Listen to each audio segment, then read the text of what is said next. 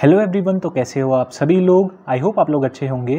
तो आज की वीडियो में हम डिस्कस करने वाले हैं आईसीएसई क्लास 8th बायोलॉजी के chapter number 1 transportation system in plants के बारे में। तो ये आरंभ सीरीज स्टार्ट हो गई है, ये है उसकी आज की पहली वीडियो। सो चलिए बिना टाइम वेस्ट करते हुए डायरेक्टली स्टार्ट करते हैं आज की अपनी वीडियो से।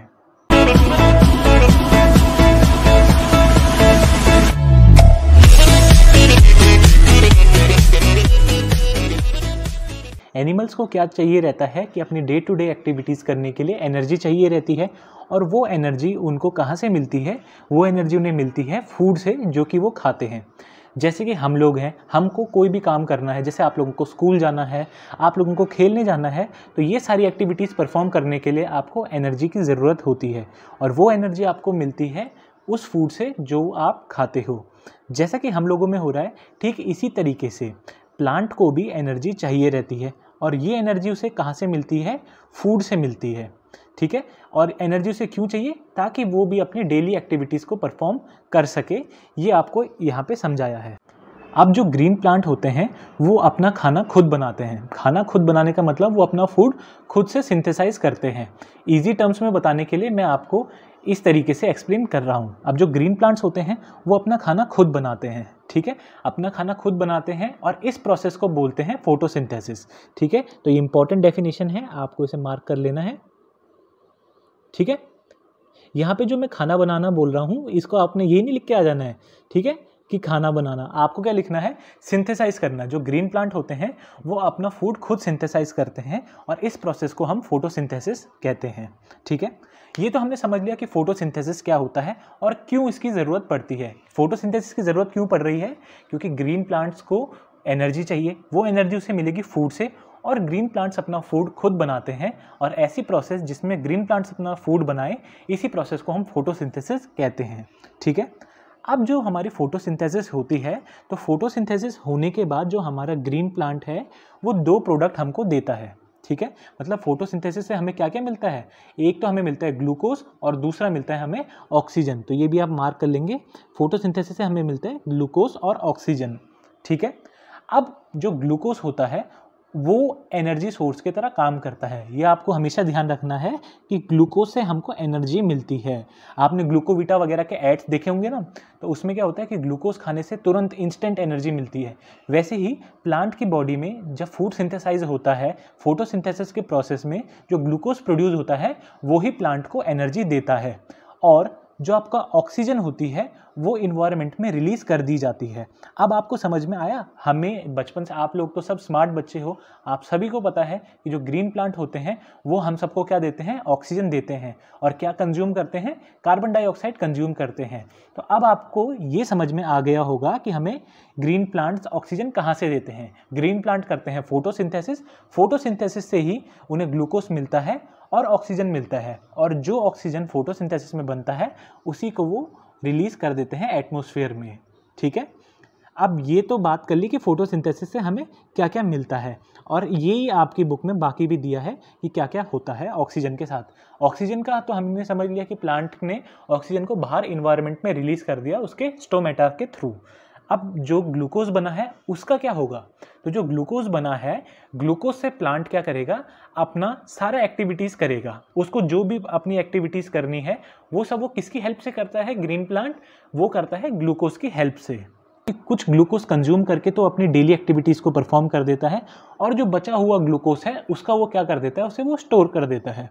ठीक है, अब देखो जो स्टोर, अब इसको आप कैसे समझोगे? याद करने की भी मैं बहुत सिंपल ट्रिक्स आपको बताने वाला हूँ। जैसे ग्लूकोज को आप ऐसे समझो कि आपने घर पे मैगी बनाई, आपने कुछ मैगी तो खा ली, और जो बची हुई मैगी होगी उसका आप क्या करोगे? उसे आप क्या कर दोगे? टिफ़िन में स्टोर कर दोगे कि मैं इसे बाद में खाऊंगा। इसी तरीके से प्लांट ने भी ग्लूकोज प्रोड्यूस किया, उसने कुछ ग्लूकोज तो खा के अपनी डेली एक्टिविटी पूरी कर दी, जितनी भी एक्टिविटी करनी थी वो पूरी कर दी, और जो एक्स्ट्रा ग्लूकोज बचा उसको वो स्टार्च के फॉर्म में स्टोर कर देता है। ठीक है, तो ये बहुत ही इंपॉर्टेंट चीज़ है, आपको ये मार्क कर लेनी है। एक्स्ट्रा ग्लूकोज जो होता है वो स्टार्च में कन्वर्ट हो जाता है। ठीक है, अब आ रहे हैं हम चैप्टर की हेडिंग की तरफ। अब आपने बोला ट्रांसपोर्टेशन सिस्टम इन प्लांट, आप बोलोगे ये ट्रांसपोर्टेशन सिस्टम क्या है? तो देखो, सबसे पहले ट्रांसपोर्टेशन सिस्टम को अगर हमें समझना है तो हमें ये जानना पड़ेगा ट्रांसपोर्ट क्या होता है। तो अगर हम कॉमन लैंग्वेज में बोलें, मतलब जैसे हम अगर बोलते हैं कि हमें ट्रांसपोर्ट करना है, ट्रांसपोर्ट करने का मतलब किसी चीज़ को एक जगह से कैरी करके दूसरी जगह ले जाने को ही हम ट्रांसपोर्ट कहते हैं। ठीक है, ये आप समझ गए कि ट्रांसपोर्ट क्या हुआ। एवरीडे लैंग्वेज में ट्रांसपोर्ट का मतलब हुआ एक चीज़ को एक प्लेस से कैरी करके दूसरे प्लेस तक ले जाना। लेकिन बायोलॉजी में ट्रांसपोर्ट का मतलब थोड़ा अलग होता है।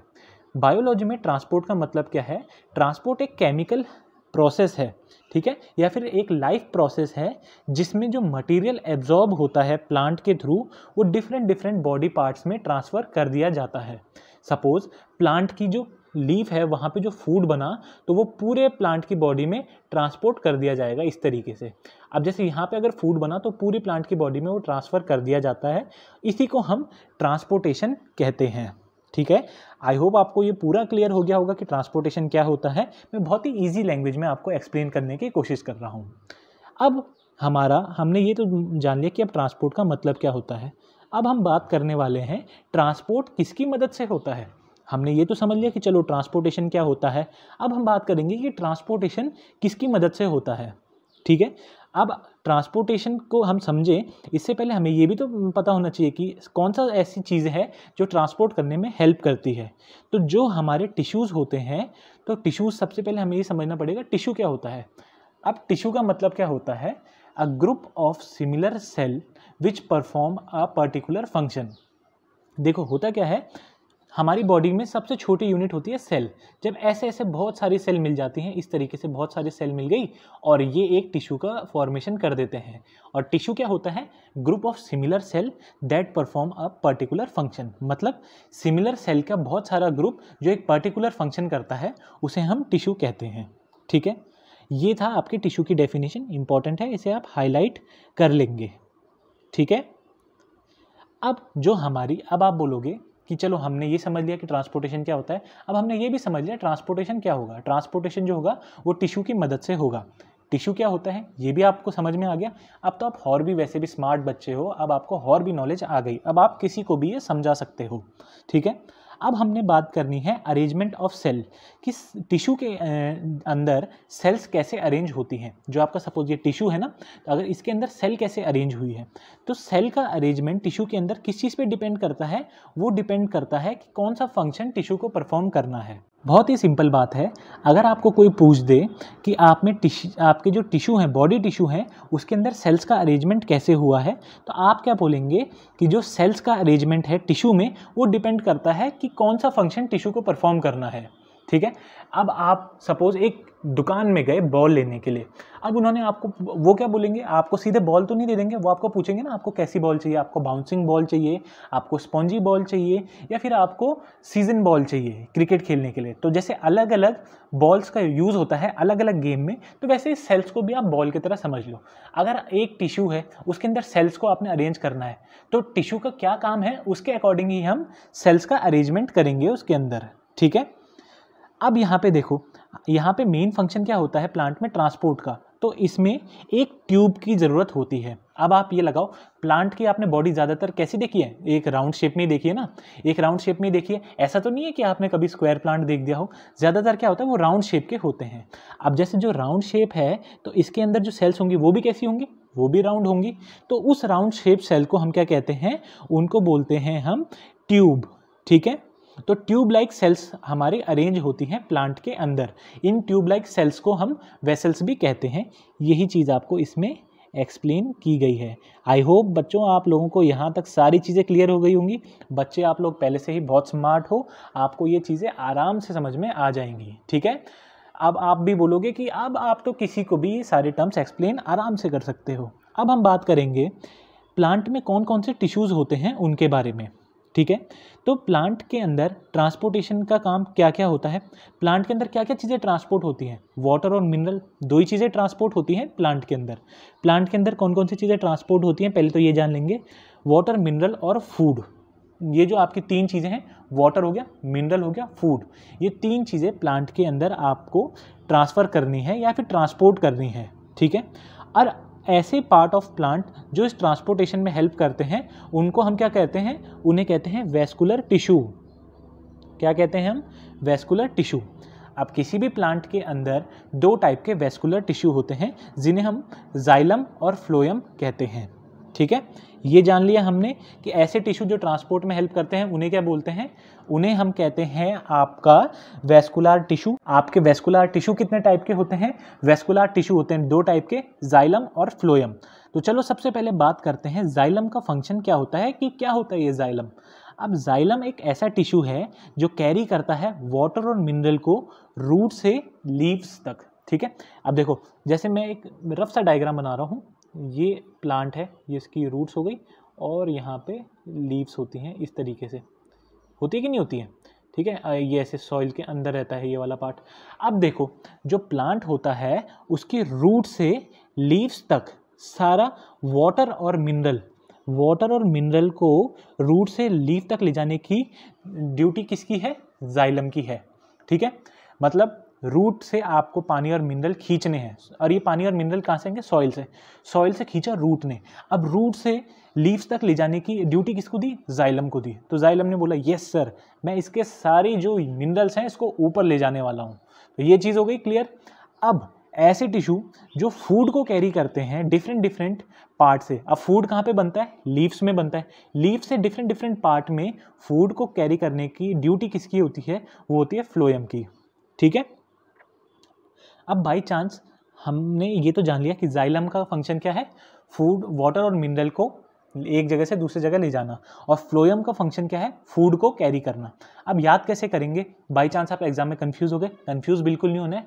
फूड फ्लोएम मिलते जुलते हैं ना, फूड फ्लोएम। वैसे तो फ्लोएम होता है लेकिन आपको फ्लोएम याद रखना है। ठीक है, याद करने के लिए बोल रहा हूँ, फूड फ्लोएम मिलते जुलते हैं ना, तो जो फूड कौन ले जाएगा, फ्लोएम ले जाएगा, और वाटर और मिनरल जाइलम। तो कौन सा वेस्कुलर टिश्यू अगर आपको पूछ दिया जाए फूड ले जाता है तो आप बोल देंगे फ्लोएम, और कौन सा वाटर और मिनरल ले जाता है आप कहेंगे जाइलम। अब जब आपने ये जान लिया जाइलम और फ्लोएम क्या होता है, अब आपके दिमाग में क्या आएगा कि ये कहाँ पे होते हैं, सर ये कहाँ पे प्रेजेंट होंगे, आपका जाइलम किधर प्रेजेंट होगा, फ्लोएम किधर प्रेजेंट होगा। तो हमारी प्लांट के सारे पार्ट्स में, जो प्लांट है उसके सारे के सारे पार्ट्स में, जैसे रूट्स हो गए, स्टेम हो गए, ब्रांचेस हो गए, लीव्स हो गए, उन सब के अंदर वेस्कुलर टिश्यू प्रेजेंट होते हैं। ठीक है, और इन सब के अंदर क्या होते हैं, वेस्कुलर टिश्यू प्रेजेंट होते हैं, और इन्हीं वेस्कुलर टिश्यूज़ को हम जाइलम और फ्लोएम कहते हैं। क्या कहते हैं, इन वेस्कुलर टिश्यूज़ को जाइलम और फ्लोएम कहते हैं। ठीक है, जाइलम और फ्लोएम जो होते हैं वो क्या होते हैं, एक टाइप की ट्यूब्स होती हैं। जैसे अब मैंने आपको क्या बताया था, प्लांट हमेशा ऐसे सर्कुलर शेप में ही आपने देखा होगा ना, पेड़ होता है तो वो भी ऐसे ज़्यादातर गोल होता है, जो स्टेम होती हैं वो भी गोल होती हैं। लेकिन कभी आपने देखा स्क्वायर प्लांट, आपने देखा हो, अच्छा देखा हो तो बताना, कोई स्क्वायर में हो, कोई रेक्टेंगल में हो, कोई ट्राइंगल में बना हो, ऐसा तो नहीं होता ना। तो हमेशा क्या होता है, ज़्यादातर जो प्लांट की स्टेम होती है वो गोल रहती है।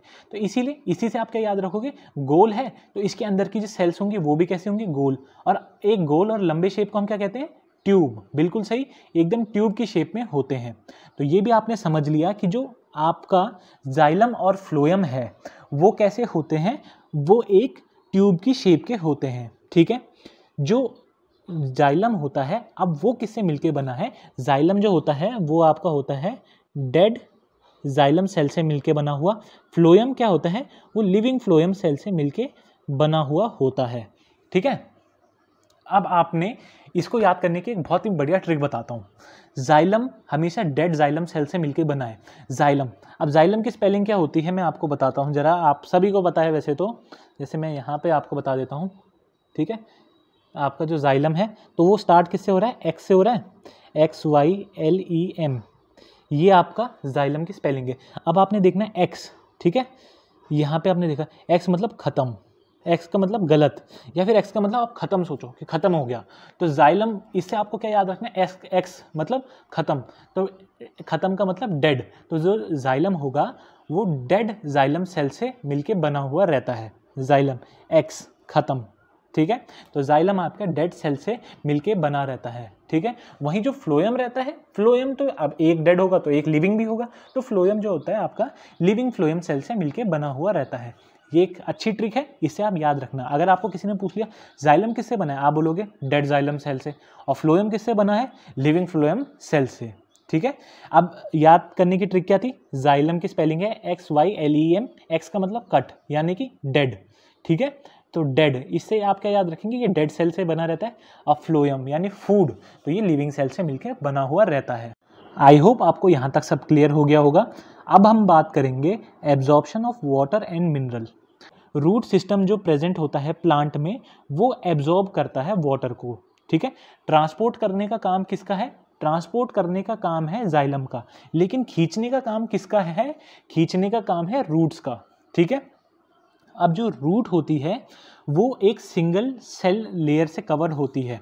जो आपकी रूट है ना, इसके बाहर से एक ऐसी कवर रहती है, इस तरीके का कवर रहेगा आपके रूट्स के बाहर से, और इसको हम क्या बोलते हैं, इसको हम कहते हैं एपिडर्मिस। क्या कहते हैं इस कवर को, इस कवर को कहते हैं हम एपिडर्मिस, ठीक। जो रूट है उसको हम कैसे समझेंगे, रूट क्या है, यहाँ से एक, जैसे हम पिचकारी में पानी भरते हैं ना ऐसे खींच के, तो वैसे ये रूट क्या करता है, सारे वाटर और मिनरल को अंदर खींच लेता है। अंदर खींच के उसने सपोज यहाँ पे कलेक्ट कर दिया, अब यहाँ से कलेक्ट को ले जाने का काम करता है जाइलम, और खींचने का काम करता है आपकी रूट। रूट के बाहर की लेयर को हम कहते हैं एपिडर्मिस, ठीक है। और जो एपिडर्मल सेल होते हैं उसमें एक ट्यूबुलर आउटग्रोथ रहती हैं, उनको रूट हेयर कहते हैं, ठीक है। ये देखो, अब आप ही बोलो रूट में ये किसकी तरह लग रहे हैं, जो बाहर से लगे हुए हैं, बाल की तरह लग रहे हैं। बाल को इंग्लिश में क्या कहते हैं, हेयर्स कहते हैं। तो यही हो गया रूट के बाल, ठीक है। सिंपल लैंग्वेज में समझना है ना, बायो को एकदम आराम से समझना है। रूट है, अब ये इसके बाल बाल जैसे नहीं है, इसको अब क्या कहेंगे, हेयर्स जैसे प्रोजेक्शन है, इसको कहते हैं रूट हेयर। समझ गए, क्या है ये, रूट हेयर है। रूट के ऐसे, ये देखो ये प्रोजेक्शन टाइप के हैं, इनको हम रूट हेयर कहते हैं, ठीक है। अब देखो, जो इंक्रीज हो जाता है सरफेस एरिया, तो उससे क्या होता है, एब्जॉर्प्शन ऑफ वाटर ज़्यादा होता है। रूट हेयर से क्या होता है, सरफेस एरिया इंक्रीज हो जाता है। अब देखो, अगर मैं बोल रहा हूँ कि मेरे को जो है इस बाल्टी के अंदर से पानी निकालना है, सपोज मेरे पास, अगर इसको मान लो एक छोटी सी बाल्टी है, इसके अंदर पानी भरा हुआ है, इसके अंदर से मुझे पानी निकालना है, तो मैं एक पिचकारी का यूज़ कर रहा हूँ। सपोज मेरे पास एक पिचकारी है, मैंने इससे क्या है सारा पानी निकाल दिया, मैंने निकाल रहा हूँ तो मुझे काफ़ी टाइम लग रहा है। अब अगर मैं इसके साथ साथ, रूट हेयर का मतलब ऐसे बहुत सारी पिचकारियाँ इसके अंदर आ गई, तो अब क्या होगा, पानी जल्दी खींच लेगा। तो पानी जल्दी खींचने का मतलब वो रूट का सरफेस एरिया बढ़ाएगा, जिससे ज़्यादा एब्जॉर्प्शन ऑफ वाटर हो जाए, ठीक है। तो अगर किसी ने आपको रूट हेयर्स का फंक्शन पूछा, तो रूट हेयर का फंक्शन क्या है, सरफेस एरिया इंक्रीज कर देता है, जिससे एब्जॉर्प्शन ऑफ वाटर ज़्यादा होता है, ठीक है। अब आपको ये याद रखना है, सिंपल सा मैंने एक्सप्लेनेशन दे दिया है, आई होप आप लोगों को समझ में आ गया होगा। बस आपको ध्यान क्या रखना है, एब्जॉर्प्शन ऑफ वाटर और मिनरल किससे होता है, हमने कहा एब्जॉर्प्शन होता है आपकी रूट से।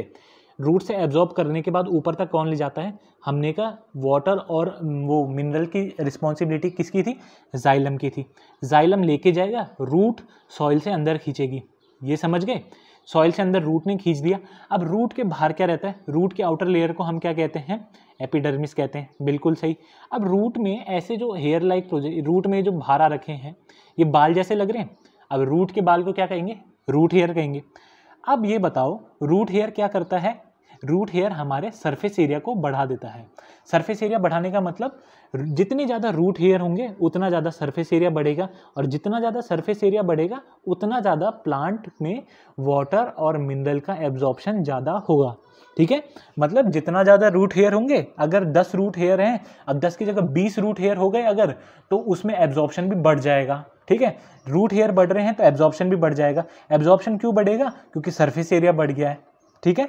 तो ये बहुत ही सिंपल चीज़ें हैं जो मैंने आपको समझा दी है, आई होप आपको समझ में आ गई होंगी। अब देखो, जैसे जैसे प्लांट ग्रो करता है, उसकी रूट्स भी रीब्रांच होके अलग अलग जगह फैल जाती हैं, ठीक है। इस तरीके से पूरे सॉइल में फैलने लग जाती हैं, ठीक है। अब जो हमारे रूट के एंड होते हैं उसमें large number of cells present रहते हैं। अब ये लार्ज नंबर ऑफ सेल्स जो रहते हैं, ये वाटर और न्यूट्रिएंट को अपने अंदर खींच लेते हैं, वही सब जो मैंने आपको बताया। और ऐसी इस प्रोसेस को, जिसमें आपके प्लांट की जो रूट हेयर हैं वो वाटर और मिनरल को अंदर खींच दे रहे हैं, इस प्रोसेस को कहते हैं हम ऑस्मोसिस, ठीक है। अब आप बोलोगे सर रूट हेयर कैसे खींच रहा है, तो देखो, रूट में एक छोटे छोटे छेद होते हैं, छोटे छोटे छेद होते हैं जो दिखते नहीं हैं। अब आप बोलोगे सर हमको तो नहीं दिखे, तो इसीलिए बहुत छोटे छोटे होल्स होते हैं इसमें। अब इन होल्स के थ्रू वाटर और मिनरल अंदर पास होता है, सेलेक्टिवली पास होता है, और इस सेलेक्टिवली पास होने को हम ऑस्मोसिस कहते हैं। ठीक है, ऐसी प्रोसेस जिससे रूट्स जो है वाटर को अंदर खींच लेती हैं, उस प्रोसेस को हम क्या कहते हैं? ऑस्मोसिस कहते हैं। ठीक है, अब यहाँ तक हमने पढ़ लिया है, यहाँ तक हो गया है हमारा क्लियर। आज की वीडियो में बस इतना ही। हमारा next topic absorption of water हम नेक्स्ट वीडियो में कवर करेंगे। आई होप मैंने आपको जितनी भी सारी चीज़ें बताई हैं वो आपको इजीली समझ में आ गई होंगी। आज की वीडियो में हमने क्या क्या पढ़ा कि ट्रांसपोर्टेशन क्या होता है, ठीक है, हमारा प्लांट खाना बनाता है उस प्रोसेस को क्या कहते हैं, हमारे प्लांट में जो फूड और वाटर है वो डिफरेंट पार्ट तक कौन कैरी करके ले जाता है, रूट्स का फंक्शन हमने जान लिया, रूट हेयर के बारे में समझ लिया, ऑस्मोसिस के बारे में आपने समझ लिया। तो ये सारे टॉपिक हो गए आपके एकदम क्लियर। वीडियो अच्छी लगी तो वीडियो को लाइक करना, दोस्तों के साथ ज़रूर से शेयर करना, और नीचे जो रेड कलर का सब्सक्राइब बटन है उसे दबाओ, सब्सक्राइब करो चैनल को, ताकि आपको और भी ऐसी वीडियोस देखने को मिल जाएं। और वहाँ पे जो नोटिफिकेशन का जो बेल आइकन रहेगा उसकी सारी नोटिफिकेशन ऑल पे कर देना, ताकि आपको सारी वीडियो की नोटिफिकेशन मिलती रहे। So thank you for watching my video. मैं मिलता हूँ नेक्स्ट वीडियो में।